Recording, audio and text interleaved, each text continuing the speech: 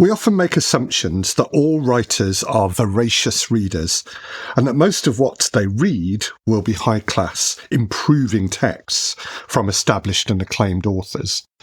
But is this the case? And what should we be reading as writers? Welcome to the Writer's Gym. The Writer's Gym podcast. Build creative confidence and grow your writing life with Rachel Knightley and Emily Inkpen.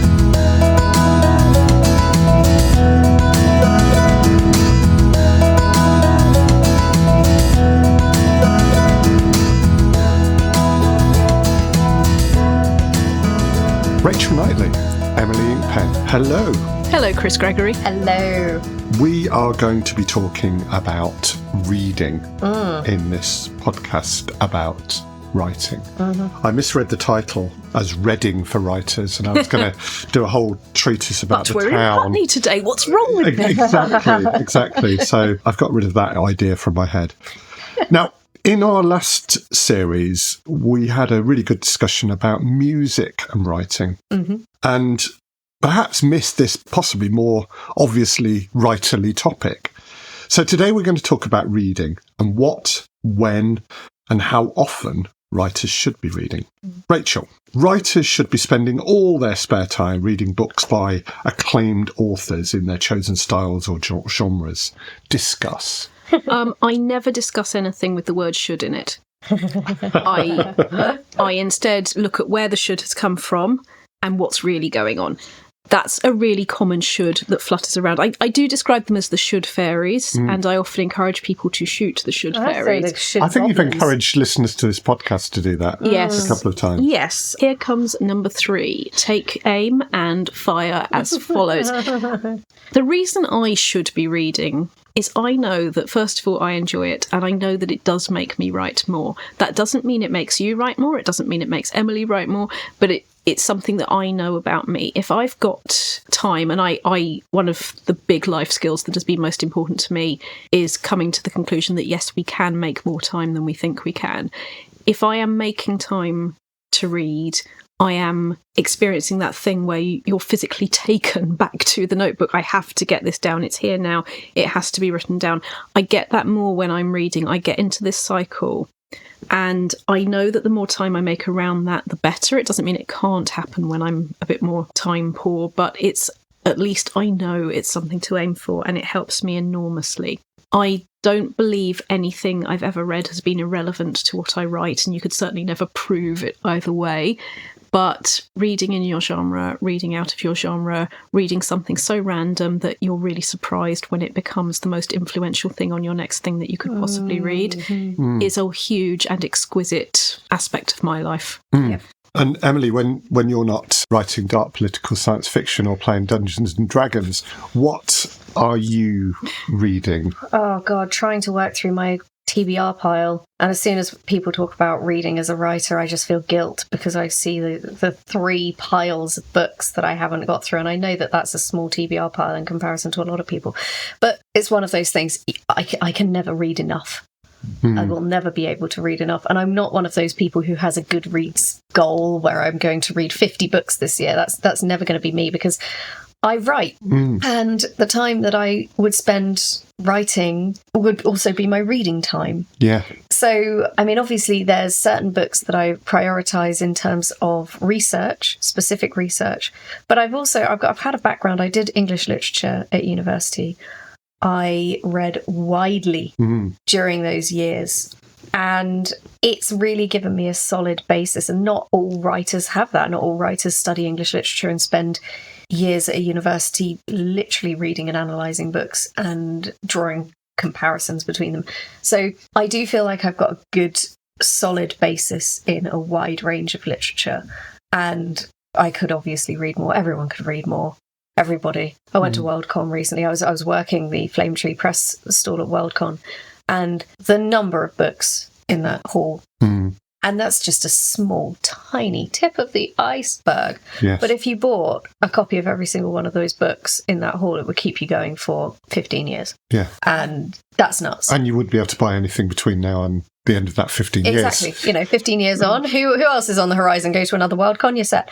Yeah, it's incredible, the amount of material out there. Yeah. And as you say, I think time is an issue. Time is a real issue. From a totally different perspective, one of the things I do with one of my podcasts is that I review books, talk about authors. Actually, I don't really review, but I do talk to authors about their books. And I do feel that I probably ought to read them.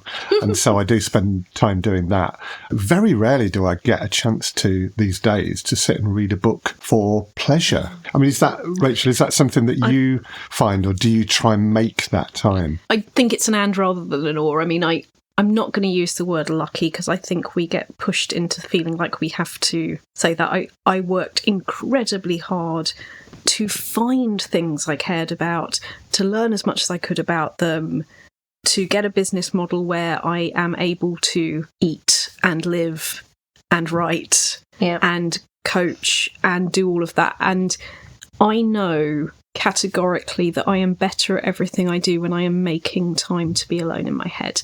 Without that alone time in my head, I'm less good with other people.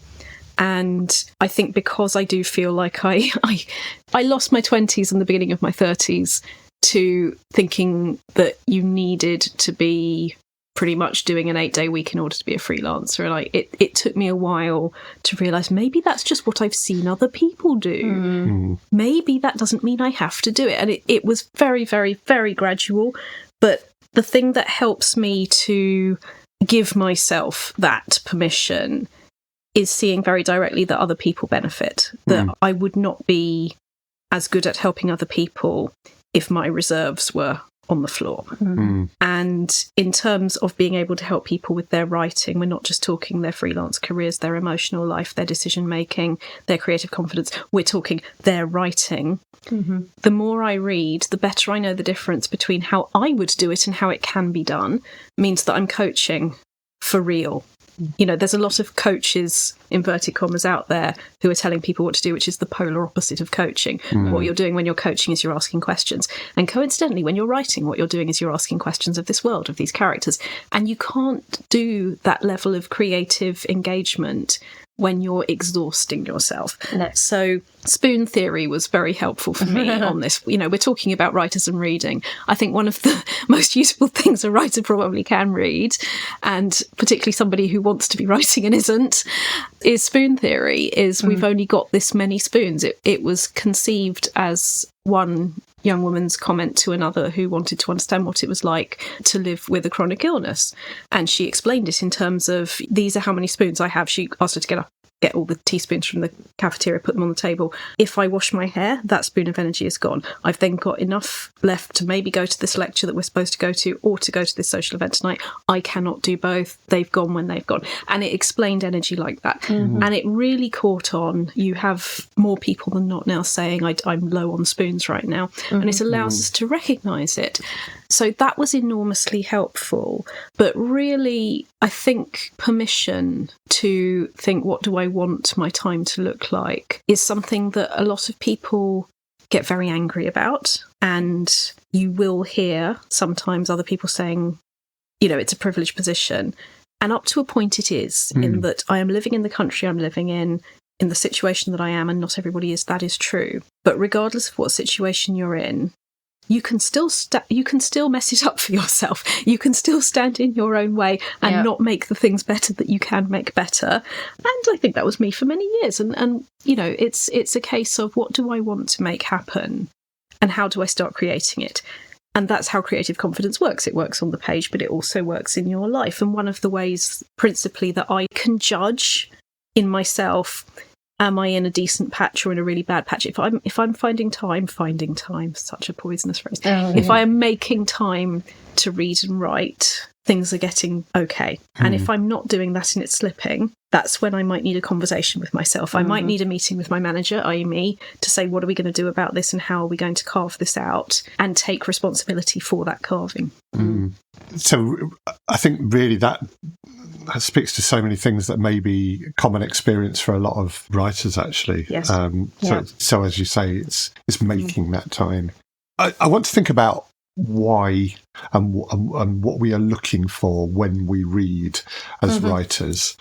And I'm just going to throw a few ideas, things that we might say down now. So, self-improvement, inspiration, exploring examples of particularly skillful execution. I don't know, this author's especially good at pace. This one has a particularly strong first-person character voice. This novel is a masterclass in world building. Technical immersion in a new genre.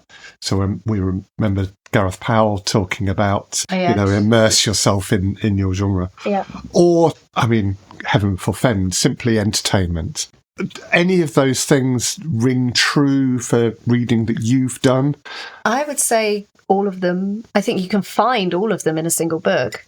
You're not necessarily looking for them. No, you pick a book. To be honest, like any book that I read, I'm a big believer in reading with a pencil in your hand. And this comes from my degree days when you are reading so much, or that you are reading your books, you need to be able to underline passages that resonate.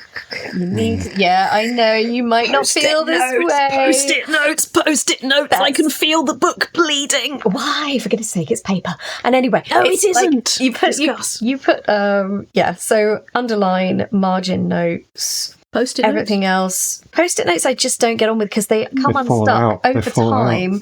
A couple of years later, you open the book and they just fall out and it's like, okay, well, where was that then? Yeah. So I really don't get on with them. I think we know what our bonus episode is going to be. Well, I've written a whole blog on this. It's actually one that brings a lot of traffic to my website. So read into that But it's an interesting topic. It's a divisive topic, but I do read with a pencil in my hand. Basically, any book that I'm reading, and I brought this up on Twitter a while back, and people say, I do that with non-fiction because it's educational. I don't do it with fiction. And I'm thinking, you are a writer. When you are reading fiction, it's educational. You are learning something either about yourself or about the experience of the reader. You are learning something about craft when you're reading anything. And as a fiction writer, I would say anything I read, I learn from, whether it's good or bad, whether it's positive observations or not. What resonated, what failed to resonate.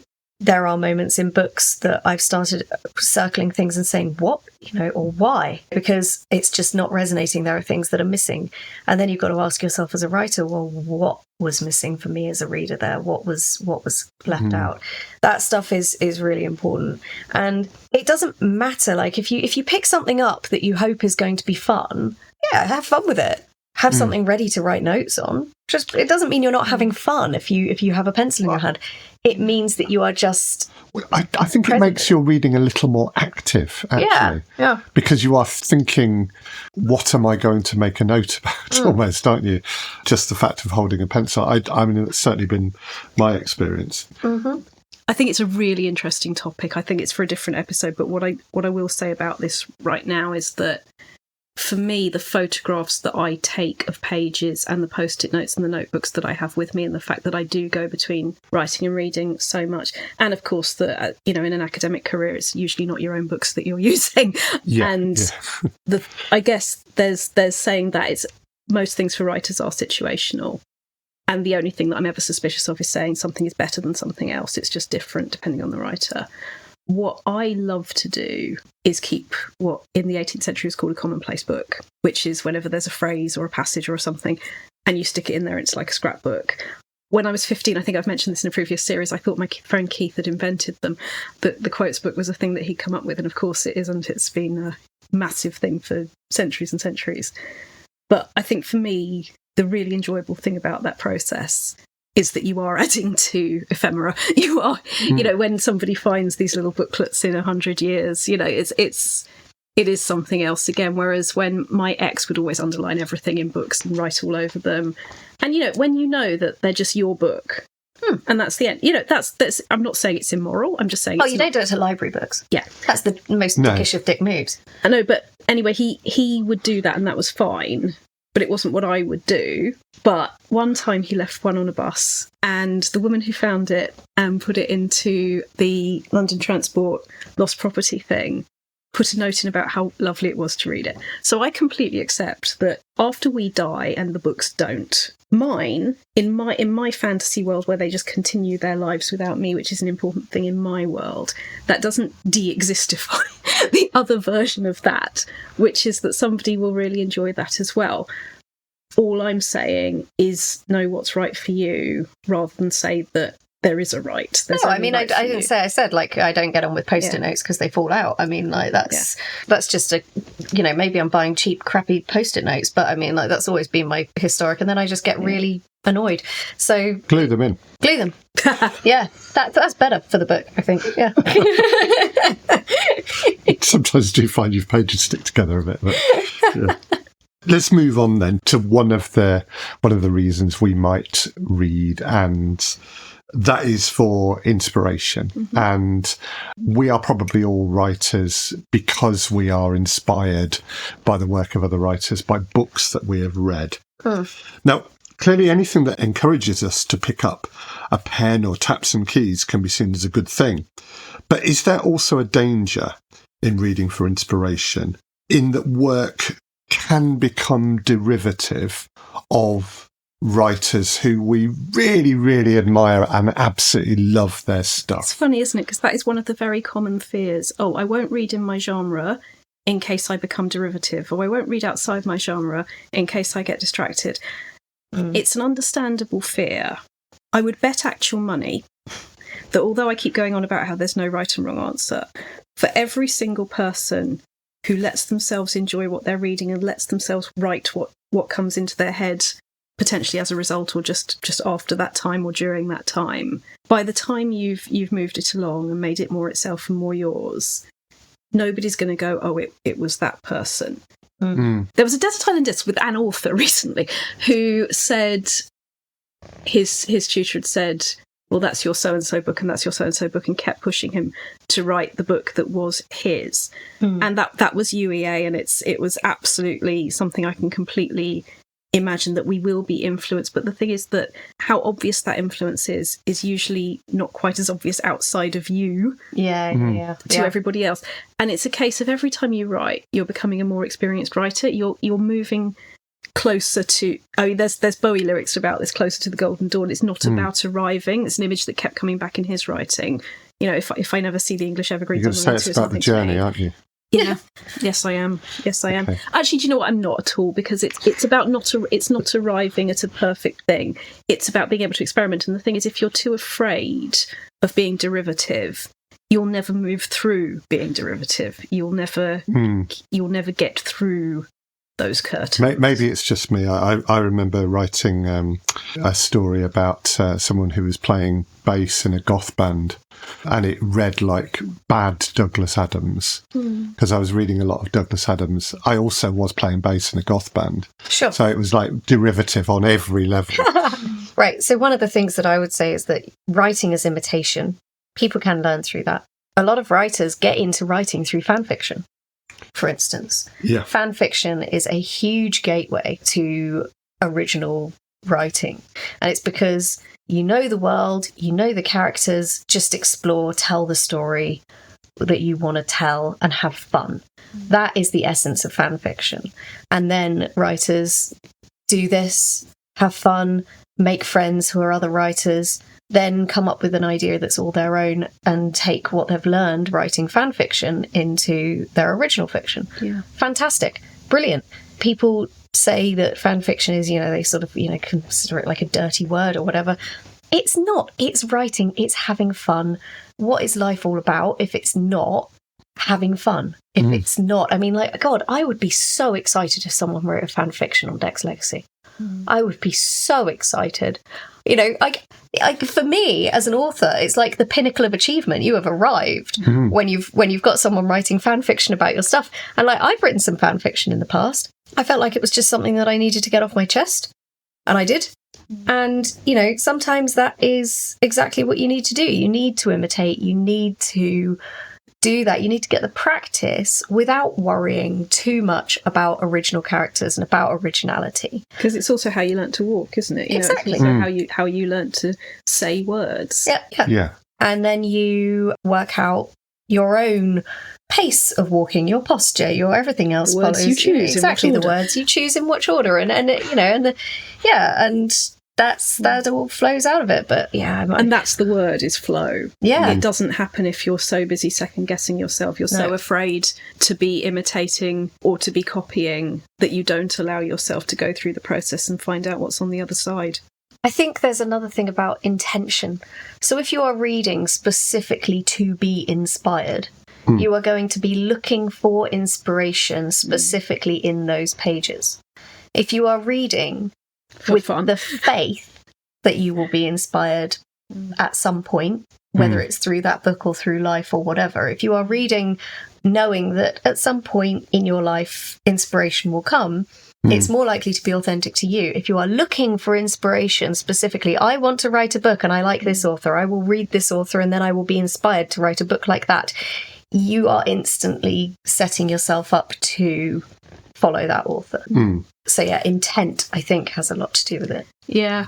I would never read for inspiration. I would read to enjoy reading. What will then happen is an idea in there will associate with an idea in my mind, and they will come together and create a new little explosion that is a new idea in the world, and I will write it down very fast before it swims away. But I don't read for inspiration. I'm not expecting it to do it for me. And breaking the inspiration addiction is just as big a deal as getting through that wall of, oh dear, I'm so scared to imitate. Yeah.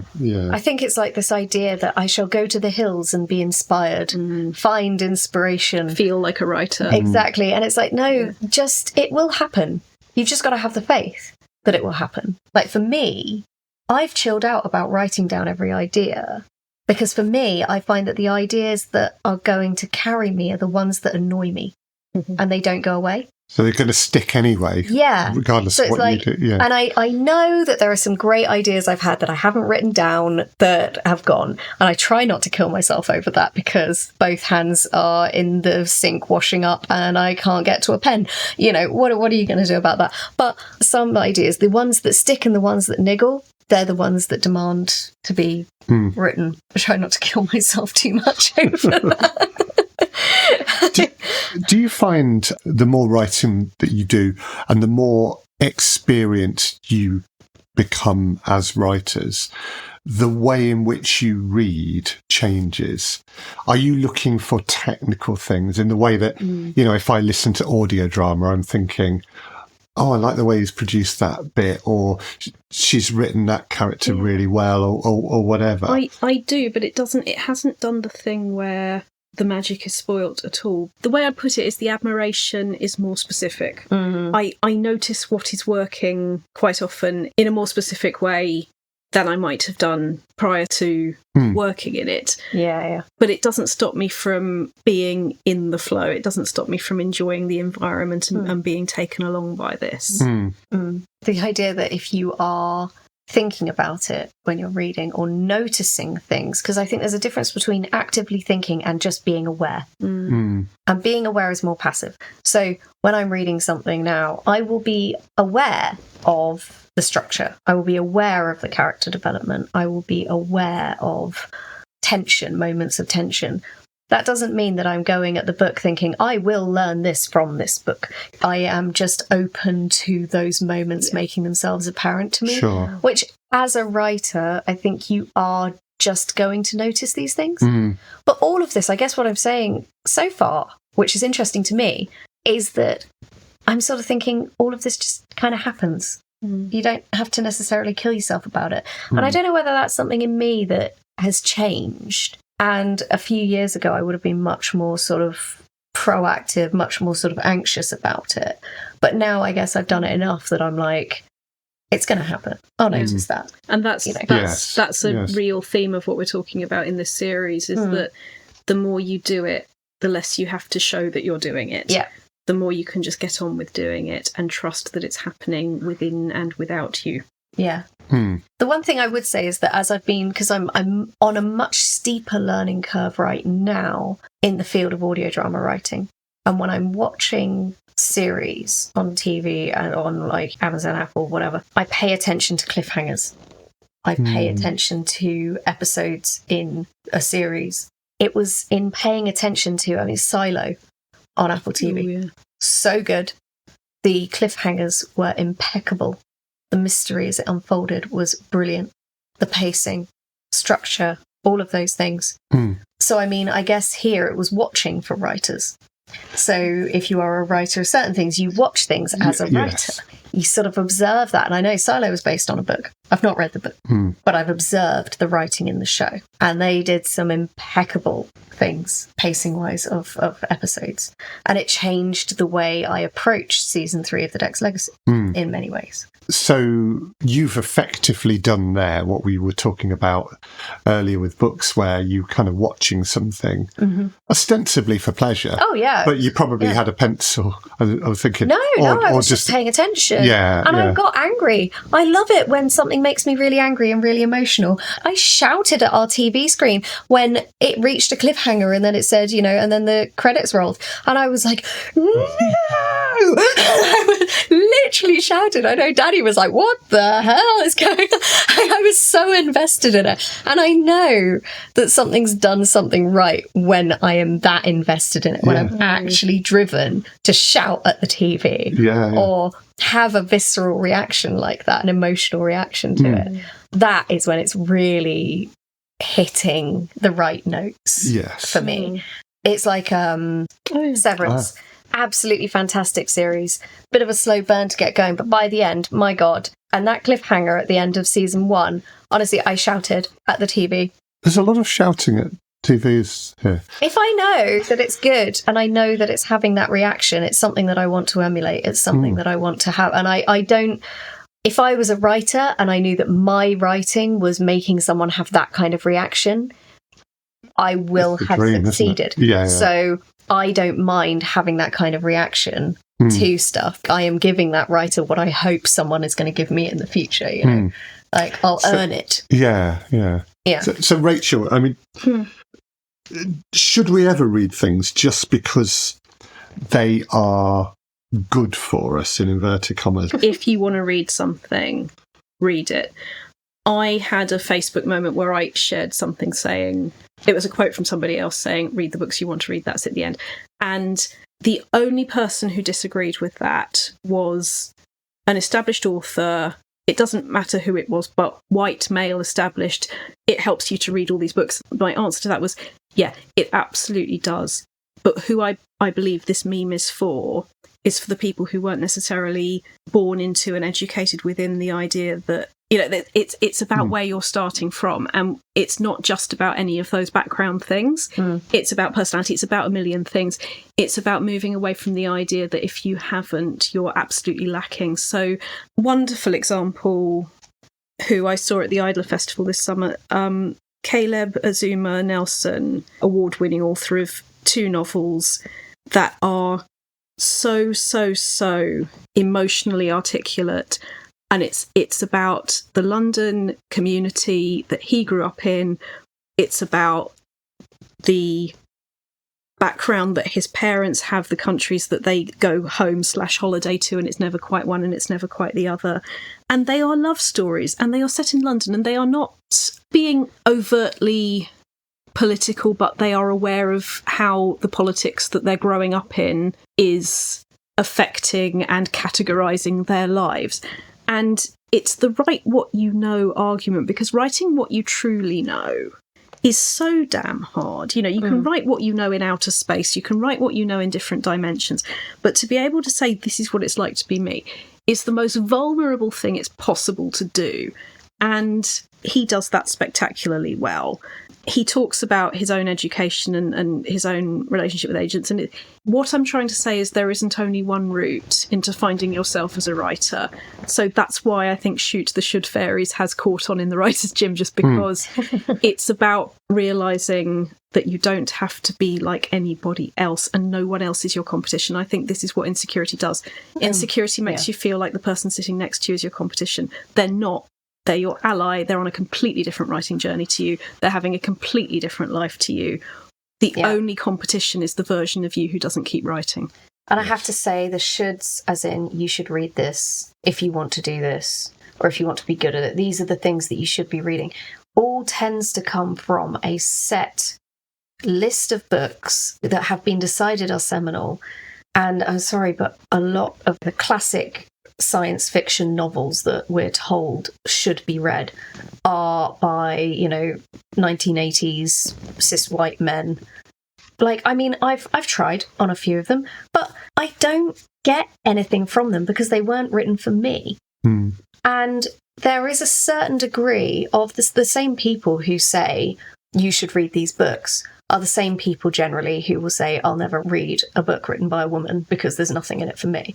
And so I don't feel bad saying there's nothing in this book for me and I'm not the target audience, and that's okay. Because I wouldn't give my book to somebody who hates science fiction and say, you should read this, and insist they read it as though it's going to give them some kind of, it's a benevolent act in which I am passing on wisdom. No, it's silly. The shoulds are also a self-congratulatory thing. There's something in the Sunscreen song, Baz Luhrmann's Sunscreen song, which has been a brilliant, huge influence on my life. It says, advice is a form of nostalgia. Dispensing it is a way of fishing the past from the disposal, wiping it off, painting over the ugly parts, and recycling it for more than it's worth. And it absolutely nails it. People who offer advice, these are the books that you should read, are the ones who are saying, I am good, and the reason I'm good is because I read this, and therefore that must be right, and that's how you're going to get good too. And it's not the case. And it's just a way of painting over the ugly parts and recycling it for more than it's worth. And it really bothers me. Enjoy the power and beauty of your youth. Oh, never mind. What I'm going to do in the edits is just leave a really long gap after that speech, maybe with a little bit of kind of tumbleweed wind sound in the background. I think it's telling that I was able to just recite that quote. That was fantastic. But trust me on the sunscreen. Look after your knees. You'll miss them when they're gone. Honestly, I hear that in my head every time I'm doing DIY. Yeah, always wear knee pads or get one of those foam kneelers. Yeah. It's so beautiful, though. It's so wonderful. Yeah. Now, I'm going to ask a question now and shoot me down. I know both of you well. With the water pistol or the gun? I use both areas. You may go full-on machine gun with this. Oh. Are there ever any times when reading won't be a good thing for us? Ooh. The only thing that is immediately coming to my mind is that some people's anxiety, reading is the thing they can't do when they're in the throes of it, and then thinking they're supposed to be able to stresses them out more. And in my worst anxious period, I definitely had some of that. I don't suffer from it regularly. Mine comes out in different ways to that. But for me, a lot of things do come back to the shoulds in your head that if you're doing it for any other reason than because I want to, examine that very carefully. Don't get me wrong, when I was doing my PhD and there were things I needed to read for that, that was a contract I'd entered into. When I did my BA in English, I had to read a book a week, which I fecking loved. Usually more than a book a week, but it was fun. But the thing is, I'd entered into that contract. So it's a different situation. Yes. If your job is to do that, sometimes my job is to do that for one reason or another, sometimes yours is, but God is not sitting up there on the cloud, arms folded, going, you are a less worthy being, I'm sorry I made you, because you're not enjoying that book. You should really be enjoying this book. The thing is that I would like to have the discipline to not finish a book I wasn't enjoying. It's very equal opportunities, isn't it? No, I think I'm with you on that. So other examples of reasons why you might not want to be reading might be takes time away from your writing. I had a friend. I mean, the spoons argument. You've got one spoon. I've had friends who have psyched themselves out of writing because they read something so good that they were then made depressed because they were like, I'm never going to be able to recreate this. My solution to that, actually, I loved this because then I told them that the reason I write so much is because I remember I went into the works and there was this whole shelf of absolute crap that had all been published. And I thought, well, if this crap can be published, my crap can be published. Yeah. And so my base level of what I'm writing is well, it might be crap, but other crap gets published all the time. So, and it's very much a sort of working from base level as opposed to shooting for the stars. But at the same time, it's freeing. Tell that to your imposter syndrome. When you read something that is terrible and published, that is when to go, yay, here is evidence that I don't need to think I have to be deeply, deeply worthy on a cosmic scale in order to do anything. You've got the evidence that you don't. If you want to find evidence to not write, you will find it both in brilliant things and terrible things, and you will tell yourself that's a reason not to write. You can reverse that car. Yes. You can turn it over and say, okay, now I'm going to see this a different way. I absolutely saw that as I'm going to write a book and it might be the same level as crap. It might be a bit better, but let's have a go. Yes. And it was very freeing. But people who are like, oh no, I want to be able to write something spectacular and I'll never be able to write something like that. My first response is, well, not with that attitude. And my second response is, not with chill out. And also, normally when they're at that stage, they're expecting that perfect thing that they think they have to write to fall perfectly from their pen or keys onto the page. And the further you move away from perfect, the closer you get to good. Well, we are running out of time on this discussion. I want to talk a little bit about books about writing. One of the things that we have touched on actually in previous podcasts is there are lots of books out there. We talked about Gareth Powell's book, didn't we? Yeah. And we've mentioned a few others. Rachel Knightley, I believe you have I do. A book, don't you? I do. Your creative writing toolkit currently being expanded, so that version will only be available for a little bit longer. Okay. But currently... But an expanded version is on the way. Yeah, I can't really say too much about that, and it's going to take ages. But currently your creative writing toolkit, yes. So the question is then, one or two each examples of books about writing. The two writing guides that are not writing guides that I would sincerely recommend. One is Catching the Big Fish by David Lynch. There is a masterclass workshop. They're very, very big, so that's almost like advertising McDonald's. It barely counts. David Lynch, Catching the Big Fish, is about creativity and getting out of its way. The image of going to the desert, which I've talked about a lot already, I know, but going to the desert with your fishing rod sitting there and going, why aren't I catching any fish? What's wrong with me? Versus going to the river, knowing you'll still need patience, sitting there, the fish will come along, catch the fish while they're there, rather than, oh, I can catch the fish later, I'm too busy now. The images he uses around that were enormously helpful for me personally.